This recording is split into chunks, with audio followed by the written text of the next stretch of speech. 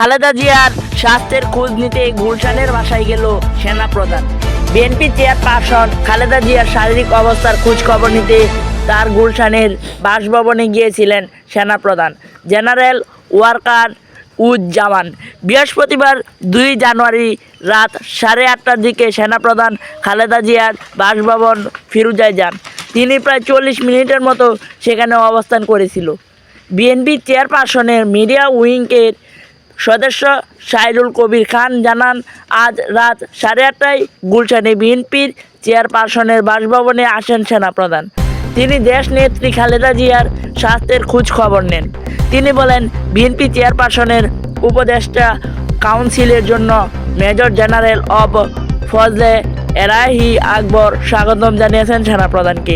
BNP chairperson যেন দ্রুত সুস্থ হয়ে ওঠেন সেই দোয়া করেছিলেন সেনাপ্রধান। তো পরবর্তী খবর পেতে চোখ রাখুন একাধিক নিউজ টিভি চ্যানেলে।